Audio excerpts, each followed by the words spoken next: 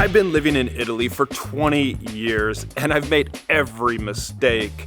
Booked overpriced hotels, elbowed my way through crowds in Rome, and burned out my family, dragging them to must-see spots that everybody just forgets after one selfie.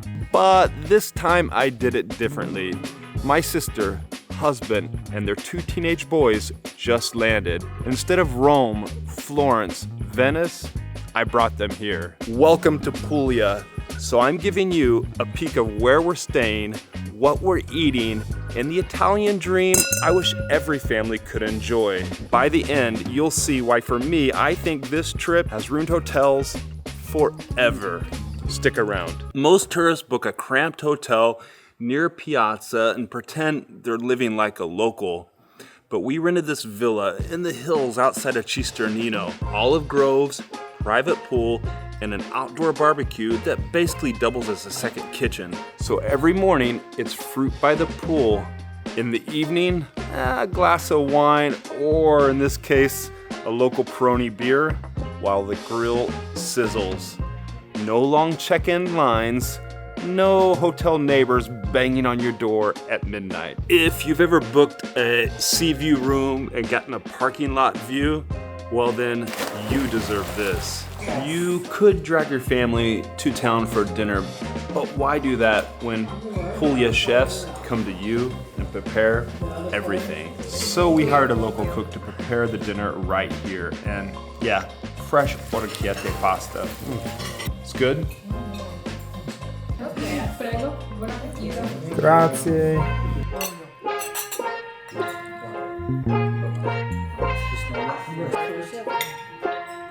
Pro tip, sometimes the best Italian restaurant is the one with your pool right next to it.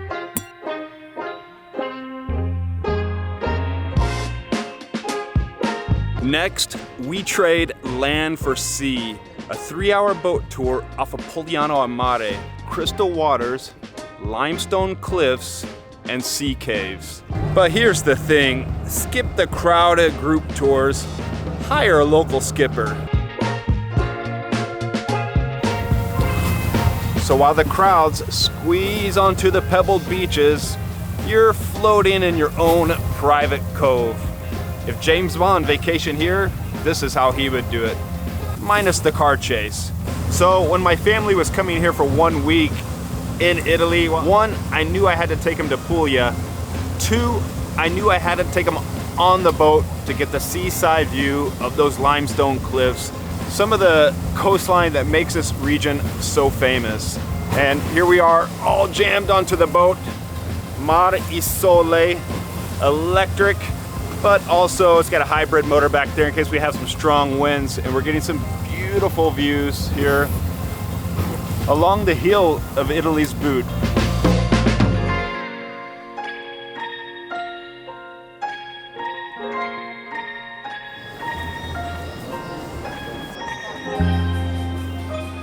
How's the pizza? So good. So we all got off the boat starving, stopped at a focacceria, a bread shop, the bakery, got some slices of pizza, €10 a kilo. They cut up, give you whatever slice size you want, weigh it, you're on your way. And even got the vote of approval from Christian. Christian, 10 out of 10, what would you rate that? 8. 8, solid 8. I give it a solid 8.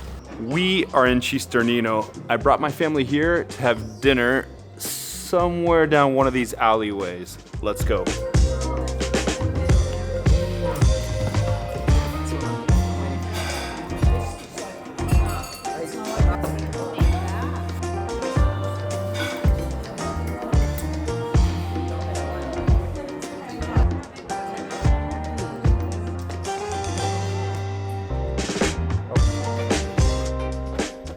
Good morning, Puglia. I didn't film much last night. The reality is of traveling with the family is that sometimes it gets stressful with 2 teenage boys, but we had a great dinner. And then afterwards, walked around Cisternino, which is one of the many hilltop towns in Puglia. Just picture Views of the Adriatic turquoise waters, whitewashed stone buildings, and of course, delicious restaurants on every corner. We ate at a place called Piatto Chiaro. I had a delicious plate of orecchiette. Began with some burrata on some asparagus that me and my brother-in-law shared. Of course, washed down with some Primitivo wine that was smooth. This one wasn't high in alcohol. And we all left Cisternino, bellies full, ready for a good night's sleep.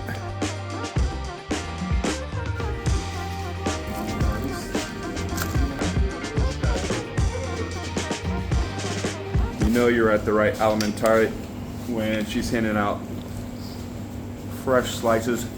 Prosciutto? Prosciutto crudo. Prosciutto crudo. Grazie.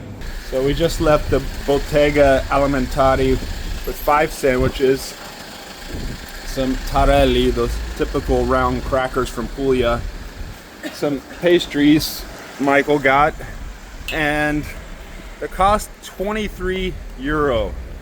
5 handmade sandwiches by Claudia. Let me know, could you get that in the United States?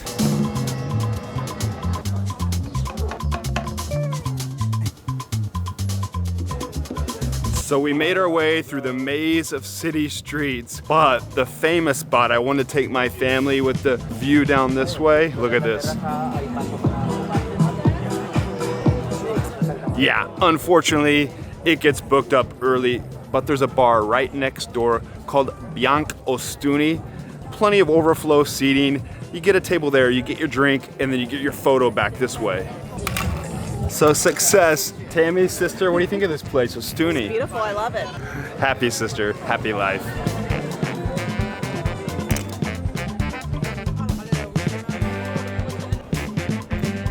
So found my favorite restaurant here in Ostuni, and on the menu, well, they have my favorite dish from Puglia. It's not the season, but stick with me.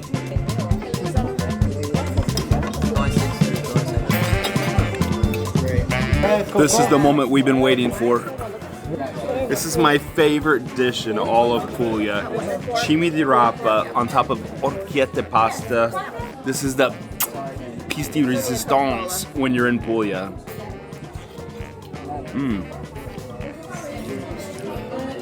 Oh yeah, good, isn't it? Tammy, do you know the meaning of orecchiette pasta? Little ears? Ding, ding, ding, ding, ding, little ears, yes! I did earlier. Comment down below if you'd like to see more of my sister in my videos. No. And less of me. Awkward. Tammy? Grande, grazie, Sicarina. But here's the fun part about Ostuni. It's not the Amalfi Coast. It's not Cinque Terre. No reservations months in advance. Just show up, ask for a seat at the table, and enjoy your meal with a smile.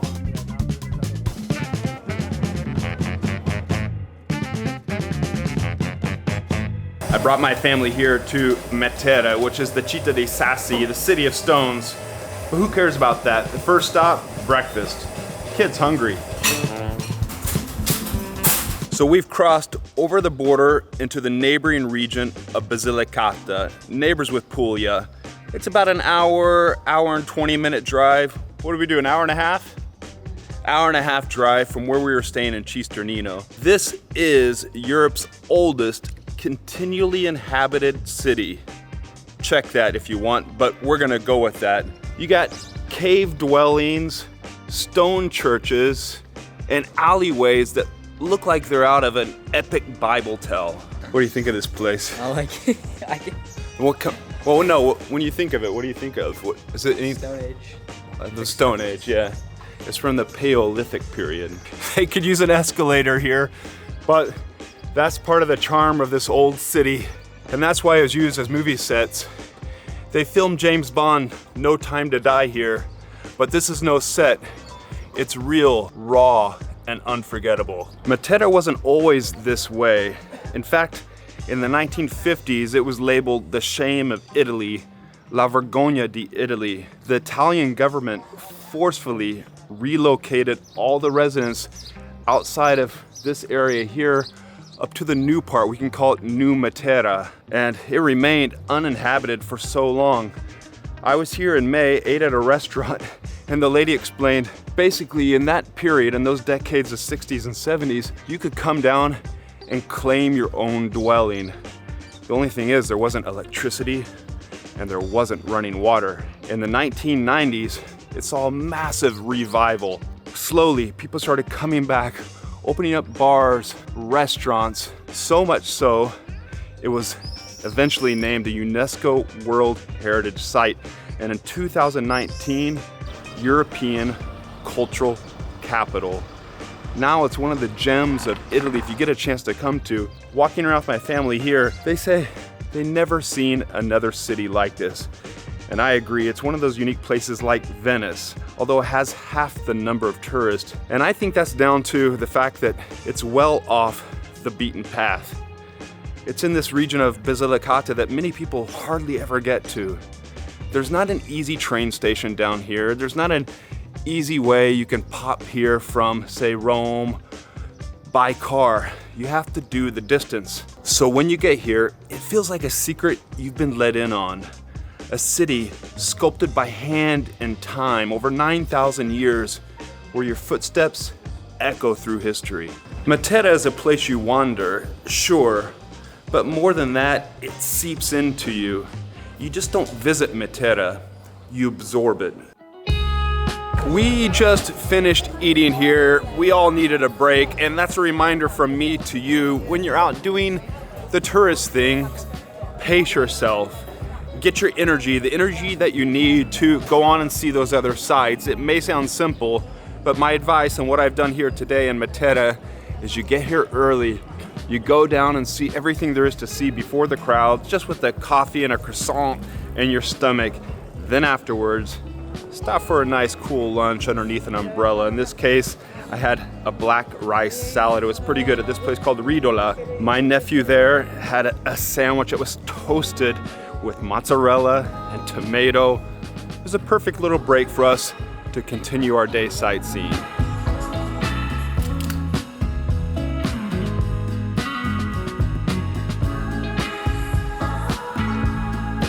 You've seen the outside, barbecue, drinks, and pool dips, but what's a villa in the Puglia countryside like? So come inside. Well, this villa is spacious. It has an indoor-outdoor dining room, a place for 6 people here at the dining table, 8 people if we haven't had too much pasta already. It has this big kitchen area where you can prepare breakfast, lunch, and dinner, or bring the chef over to prepare it for you, and a fold-out sofa bed. I'll get back to that in a minute. It has 1, 2, 3 full, that's my nephew on the bed, 3 full bedrooms, each with their own full-size bathroom. Another nephew on my sister and her husband's bed. Full-size bathroom, spacious, someone leaves the lid up on the toilet. Everyone can shower in their own space, have their own bed, plenty of room to move around so you're not on top of each other during your vacation. Oh, and did I mention the service bathroom? Sink, clothes washing machine, toilet, and yes, we're in Italy, so it has a bidet. And guess what? Uncle Gregor's using this one because he's sleeping on the sofa bed. There's a link below for the management company, Relax Puglia. You can see this villa, Stefano 2, and all the other villas they have. They can arrange bike tours, a chef to cook for you at home, and anything else you need. Do me a favor, if you contact them, tell them Gregor Brown sent you. So my brother-in-law, who's also the bartender on this trip, turned to me and said, I don't ever want to stay in a hotel again. Next vacation, just book me a villa like this. And you know what? I agree.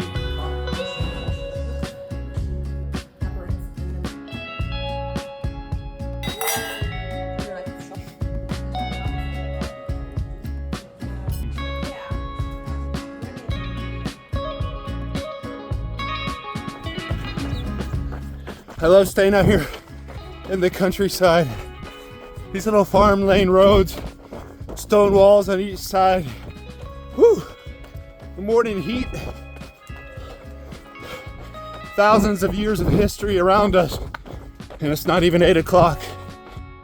Now, I couldn't let my family visit Italy without showing them where the real magic happens, the vineyards. But I didn't take them to one of those big, polished wine factories with souvenir shops and selfie walls. We drove out here to Cantina Polveronera, tucked in the hills near Gioia del Colle. It's family run, rooted in tradition, and surrounded by the kind of silence that makes wine taste better.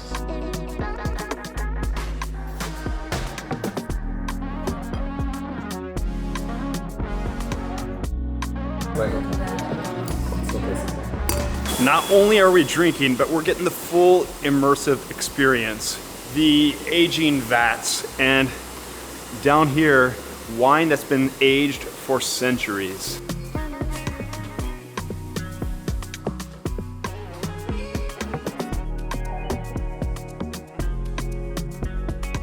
I think coming down in a cantina like this, I have one like this underneath my house, but not this big.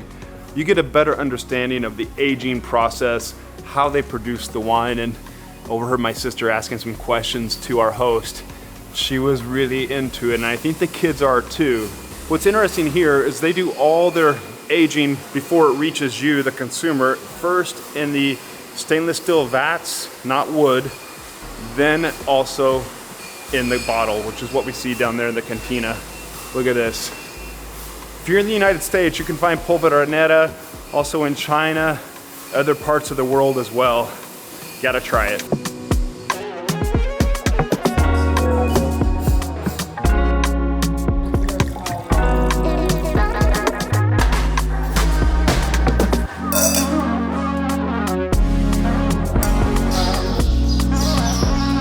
So we wrapped up the wine tasting, even drank Primitivo from a cold stone cellar.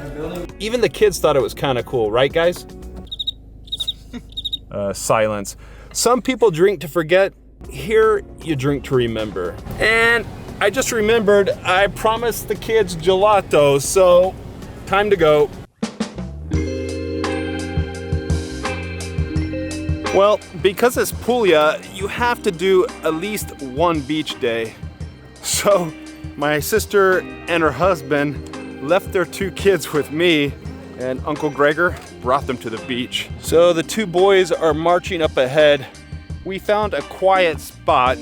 It's called Torre Pozzella, and I'll put a pin down in the description if you wonder where this is at. But basically, it's towards the seaside from Ostuni if you're looking at the map. None of the big beachside sea resorts and the chaos. Just sand and sun, and Sam and Christian, my 2 nephews. Sam, you having fun? Yes. So if your teenagers get bored here, hand them a paddle, a gelato, or snorkel mask. Works every time. So we were out wine tasting today, and we didn't really think we'd be swimming here at the beach, and I was telling my littlest nephew that I've skinny dipped before in Sicily, but that was at midnight on August 15th, and I don't think it's appropriate here now. So we haven't gotten in. Christian has gone in knee deep, and he said the water is great. Now I was here in April, same area, so few people. Now, still not that many people, but you can imagine in the peak months, July, August, we're here now in June, it's gonna be ram-jammed. But the great thing about this coast, say from Polignano and Mare all the way south past Brindisi, it has all these coves where you can find your own slice of paradise. All right, Uncle Gregor delivered on the gelato. Limone for me, dark chocolate for Sam, and what is this? Nutella and chocolate. Nutella and chocolate mix for Christian.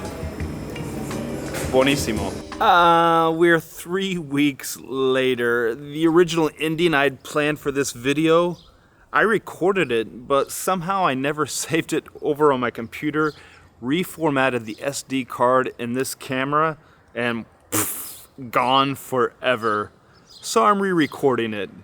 Now, remember at the start of this video when I explained how the trip to Puglia ruined hotels for me forever, and why is that? Well, before I get to that, I want to let you know, if you want to take it a step further in your support for me and this YouTube channel, consider becoming a YouTube channel member or a patron. Yes, I have a Patreon account now with all sorts of goodies, early bird viewing on my videos, behind the scenes footage, plus you get the good feeling of supporting me grow the channel and what we're doing here. Thank you. So how did the trip to Puglia ruin hotels for me forever? Well, I just saw that hanging out with my family in a space that felt like home, not cramped into hotel rooms, check-in times, and needing to pass reception all the time, and having our little space in the parking lot.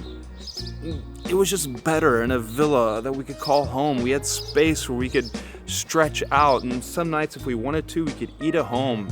We had the cook come over for us. We had takeout pizza another night, and we could jump into the pool right outside the front breakfast area if we wanted to cool down.